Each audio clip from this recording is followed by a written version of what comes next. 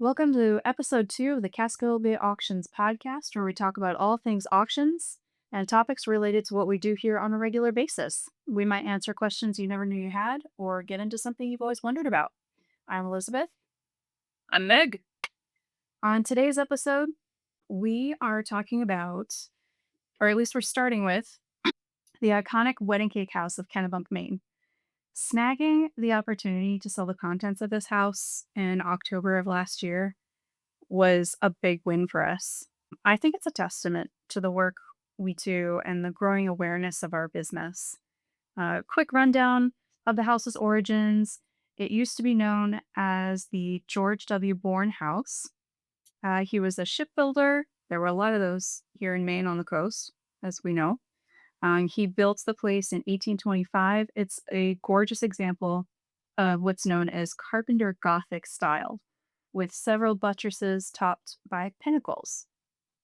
The exterior walls are a bright yellow, and the decorative architecture elements are white. So that's where it gets the name the Wedding Cake House.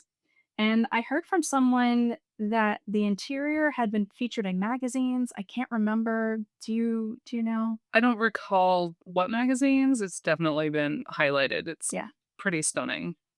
great. A lot of locals knew about the house. I didn't, but then again, I'm from away. And once word got out about the auction, people were genuinely excited to own a piece of it.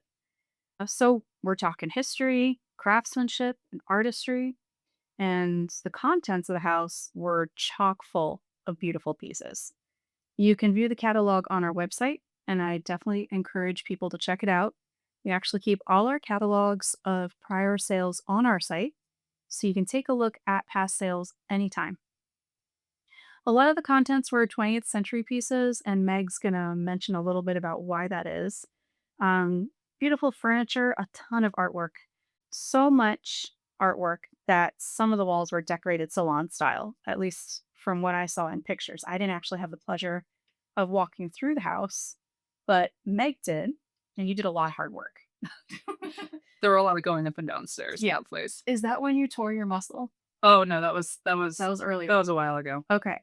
So Meg helped a lot with tagging that sale. Can you talk a little bit about what it was like inside? Sure. So to start with, the outside is quite green and fantastic, and the inside is perhaps even more fantastic. And I say that not that the outside gets everyone's attention, and you don't always get a glimpse at the inside, but each room was a different color and it was decorated and adorned and all the artwork kind of vibed with each other.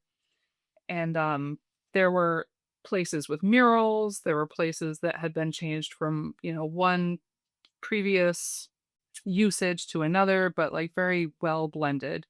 A very kind of traditional house with lots of smaller rooms, not the open concept we have now. So it's a little bit easier to sort of separate your themes.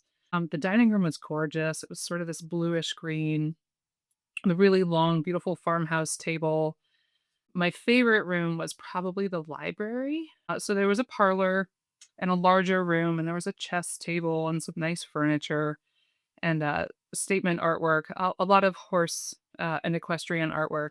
But the library itself was like a built-in and quite small space, but a large accommodation of books, and had these beautiful draping curtains that you could close off so you could sit in this like cozy built-in book nook that went floor to ceiling and like comfy oversized chairs and just hide.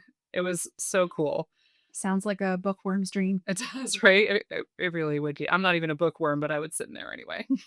for sure. And I would say some of the artists we're going to talk about are highly featured throughout the house. Also, there were a few themes. There was a gardening room, there was a bridal suite, a master's or a husband's suite, whatever you may call that. That was a little on the maritime side. There was a cavalier room, and there was a horse room. It's not called cavalier. I'm forgetting the exact name of it, but every room was themed. And then to the side, there's a barn that they had turned into sort of an event space. I actually read through my little bit of research on the house that the barn and carriage house, I believe, both burned down at one point Yes. and had to be rebuilt. They Or the barn caught fire and then the owner destroyed them so the house would not catch fire. Yeah, I believe that is also the history I heard, and that the former owner filled me in on a lot of history. I have, an awesome case of mom brain where those details don't always stay with me, especially if it's just an oral history, but I know the carriage house burnt down. The barn, I believe, maybe was saved, so the building in between or the connection in between the house and the barn burnt. I think there's at least some original parts to that barn. Yeah, and some of this, if anyone's curious, you can use the same resource I did, which was Wikipedia. Well, there are honest, like, well, not that Wikipedia is dishonest on purpose, but there are books written about the house. So you can go to the library and do it the proper way There too. were more serious resources out More there. serious resources. Yeah, thank you for that. Um, so coming back to the two pieces that Meg and I each chose, or we each chose one to focus on today from that sale. We both had multiple favorites. I'm sure. I know I did. Definitely. But we're going to focus on two paintings in particular and the stories that we found behind the subjects. One of the fun things about dealing in antiques and pre owned art, like Meg mentioned in episode one, is imagining the story and the lives lived by these objects before they come to us, and even where they're headed after they leave our doors. So, what's kind of funny is Meg's pick is a painting by Channing Ware Hare. Forgive me if I am saying that wrong. And mine is by Hare's adopted son, Stephen Hopkins Hensel. And we didn't plan that. That just happened. So we accidentally created a narrative flow before we even got to this episode. Meg, let's start with yours. For the interested listeners who may wish to look it up, it was lot 353, that's 353, from October 18th of 2025. And you can find that on our website. So go right ahead. All right. Well, as Elizabeth said, we were very fortunate this past October to be able to sell the contents of the wedding cake house. And my dad joke about that is the art collection was the icing on the wedding cake.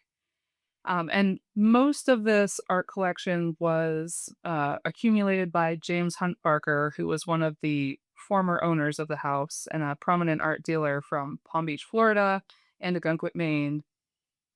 He also had galleries in Nantucket and New York City and was introduced to the wedding cake house by his friend and artist, whom he represented, Channing Ware Hare.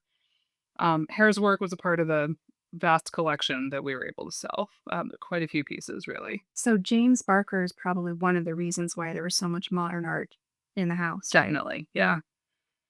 He was a an art He was a dealer. a dealer. Yeah. Yeah, and he collected quite a few of his representatives' Right. work. A lot of times when we go into a historic house, especially one of this sort of stature, there's usually a lot of antiques, a lot of decoration that is period based. So that's why this is a little different and why I wanted to highlight the fact that there was an art dealer and everything was pretty much 20th century. I think a lot of the objects versus the artwork were picked up as decorative items to complement the look and to go with the artwork.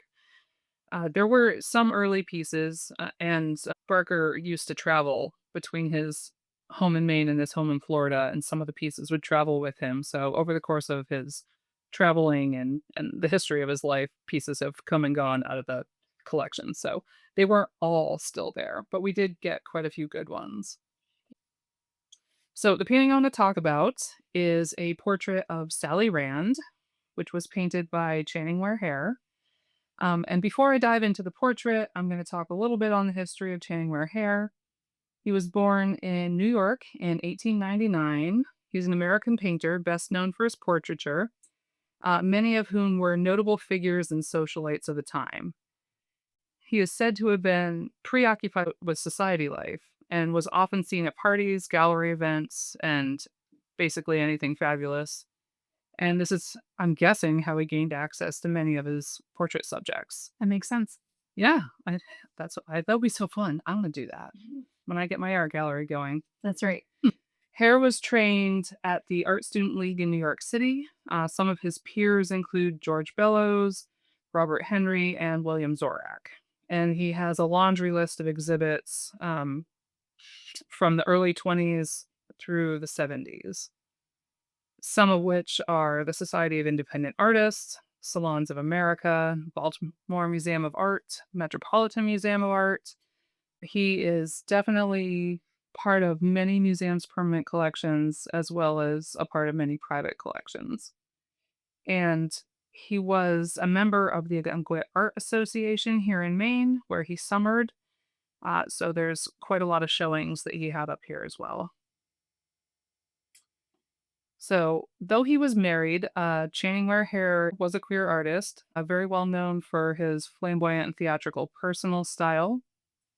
The inclusion of surrealist detail in his works are thought to be an outlet of expression, reflecting this LGBTQ culture, as the community was much more marginalized than they are now. Hare adopted a son, Stephen Hopkins Hensel, which Elizabeth talked about a little bit, who was another prominent artist that the works are at the Wedding Cake House. So now on to Sally Rand. I love this portrait, not only for the art itself, it is a very well composed and painted portrait, but mostly for the subject matter. But I suspect her demure gaze and her fox stole in this portrait are very intentionally painted to illustrate the contrast of high society trends and expectations to her very body, career, and lack of shyness. And I really love this painting for the character it highlights. Sally, as they say in New England, was sporty. That might just be like my family that says sporty. Maybe it's not New England, but It's new to me. I mean, it could be. well, like you said, you're from away. I'm from away. But basically, she was hot stuff. She was a good sport. She was down for a good time. She did cool stuff. So, Sally was a famous burlesque dancer, an actress, and a stripper. She's most famously known for her fan dance. And I actually found a few of these recordings of her dances on YouTube, so you can find them too. And while the dance now may seem tame compared to our current music videos, it was pretty provocative at its time. Now, in this dance, she gives the illusion of being nude, covered only by two very large ostrich feather fans. To me, that says classic burlesque. That's what I think of, and then I have learned through I don't know, internet research or people telling me that's not what burlesque looks like anymore. It's not any current burlesque that I've seen. We're also in Maine, so our burlesque up here It's limited. is limited. That's a good way to put it. I mean, I still love it, but it's not gonna make any Hollywood showings, we'll say. So she's covered in these fans, one for the front and one for the back, and appearing nude otherwise. And on either side of the stage, there's two screens, and she twirls in between these screens with her fans, covering herself, just teasing you, which is very classic burlesque. And on either side of the stage, when she gets there, she goes behind the screen, she drops the fan, and she dances in silhouette, appearing fully nude. So this is Seemingly. seemingly fully nude. No, she Yeah, probably wasn't. Probably but wasn't. who knows? Who knows? Right. She was born in Missouri in 1904. She was trained in ballet and theater and became a performer at a very young age of around 13, starting her career at Kansas City's Empress Theater. From here, she decided Hollywood was like the place to be. She had to get there. And on her way west, she was employed briefly by the Ringling Brothers Circus and was part of other summer and traveling theater group programs. She was in many silent and sound films, but is definitely best known for her burlesque. Her most famous performance, at least according to the internet and things that I found, was her performance at the Chicago World's Fair in 1933. So this is where she gets like really interesting. I mean, she was probably already really interesting, But at the fair, she was arrested 4 times in a single day for indecent exposure. Due to her dancing, she was riding on a white horse down the streets of Chicago while appearing nude. Like Lady Sh Godiva? like, exactly, like Lady Godiva, I forgot about that reference. And, she allowed herself to be painted fully in body paint by Max Factor Senior as an intro to his new makeup formula. So there again, being nude or seemingly nude. So she was, however, allowed to continue performing despite her arrests and is credited with keeping the financially struggling World's Fair from failing. I'm sure. So she brought in a crowd, and who wouldn't want to see that? Right. Whether you're anti burlesque and indecent exposure, you have to go heckle her, or you're for it and you got to go see what it's all about. It Mhm. brings people through a door. Mhm. It brings us together. In 1936, she purchased the Music Box Burlesque Hall in San Francisco, which later became the Great American Music Hall. She starred in Sally Rand's Nude Ranch at the Golden Gate International Exposition in San Francisco in 1939 and 40. And to advertise for her upcoming Treasure Island Nude Ranch, she organized a stunt on February 17th in 1939 where she and other lingerie clad women on horses roamed down Market Street in downtown San Francisco, which, if you have ever been to San Francisco, is so on brand. Mhm. Or perhaps this was the beginning of this brand for them. Was she an influencer? Sh- Probably. A trendsetter, and she was a female who owned her own strip club or Mhm. burlesque club or both. She has quite a long rap sheet of arrests in San Francisco and other cities, but she's also known for being a pilot. She earned her pilot's license after briefly dating Charles Lindbergh, and she often flew herself to her own shows. She performed her fan dance well into the 1970s, which she was getting up there, but hey, you got it, shake it. Mhm. And she's an inductee into the Burlesque Hall of Fame. So while I was at the wedding cake house, the former owner sang me a dirty little song about her. And I don't think I blushed. And I will say, I don't think I blushed because my dad is a sailor and my mom's an ER nurse. So I've heard stories, but maybe I blushed. I'd sing it for you if I could remember it. It was funny. Don't worry, we're gonna keep this a family-friendly show. Keep it family friendly. But she's just one really cool chick with a wildly interesting life story, and I can imagine that Hare and Rand were drawn to each other given their theatrical and flamboyant styles. And burlesque, being body and satirical and gender bending and queer friendly, is a celebration of generally the female form, but the human form and freedom of expression. So it just seems natural that their paths would cross. That's amazing. See, now you know why I like her so much. Yeah, I really I'm starting to understand why you like her. Her life story is it's so full. It's provocative. She embraced life. She's very creative. I understand why you felt drawn to her. That makes a lot of sense. She was yeah, like I would say she's an artist in her own right for sure. I do have a suspicion that one of the reasons you like her is because what you described to me as like your past life persona or alternate identity as a performer. Oh, I have to share now, don't I? So I suspect in a former life that I was a performer, and I still want to be in this life, but my skill set has kind of fallen off par. And who knows what kind of performer that was? But in an altered state, I do love skinny dipping. So she's sort of like a kindred spirit. She might be a kindred spirit. So my pick is Lot 47, The Portrait of Elizabeth Geddes by Ware's son, Stephen Hopkins Hensel. So Stephen Hopkins Hensel was born in 1921. He died in 1979. He attended Yale and spent most of his time in Florida and New York. Um, Hensel is known for his work in figure genre painting, not unlike his adoptive father. who did a lot of portraits. His art has a solid auction record with realized prices running from the low hundreds to about 1800. His work was auctioned by Christie's and Sotheby's in the early 2000s. I know this is much drier than everything that just came before with Meg's story. So stay with us. What's funny, and this doesn't happen to me too often, is there was someone who was also very interested in the portrait and called here to talk to me about it. They were so nice and said they thought I owned my own gallery part time because of the way I described the portrait on our social media. I was very flattered. They're like, "Oh, you must be a professional, like art dealer or something." I'm like, "Sure." I picked up that call and I referred him to you, like, I'm 'cause so you had done that research. forgot about He that. was very happy to talk to you. That's right. Oh.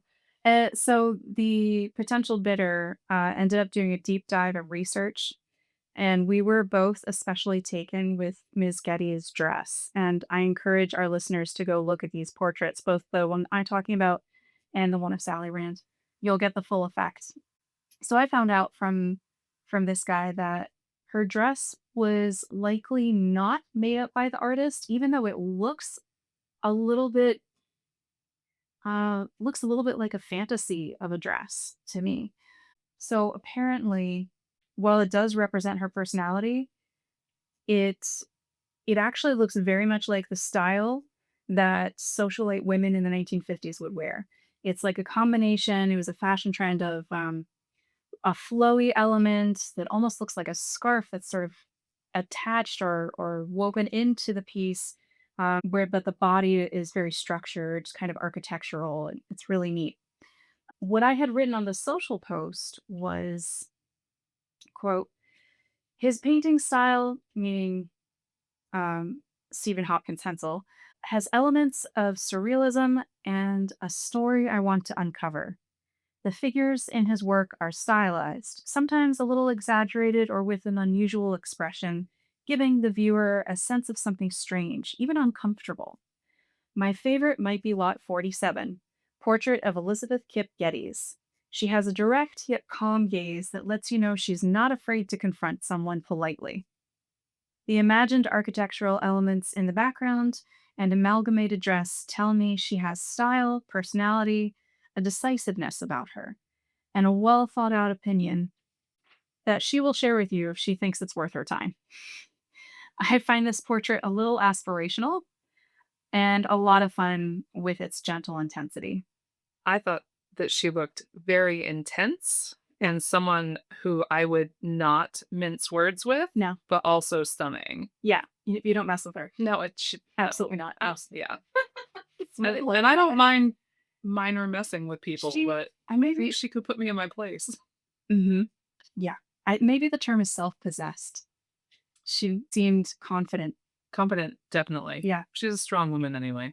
So I get pretty excited when my interpretation of work of art is close to what was intended.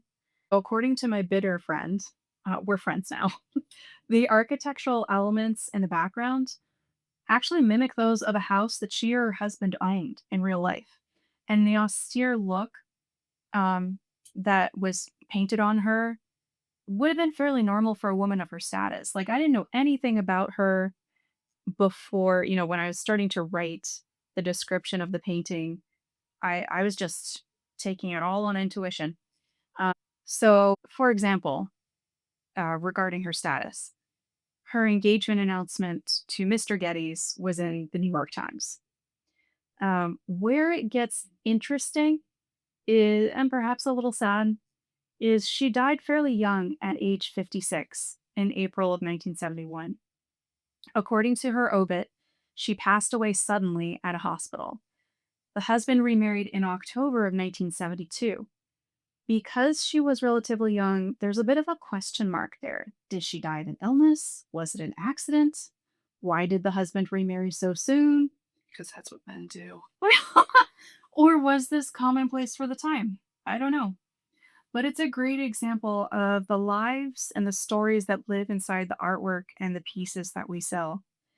They aren't all mysterious deaths and burlesque dancers, but think of all the ways a person can live a life, and some version of that has probably passed through our auction house. It's amazing, right? That is amazing.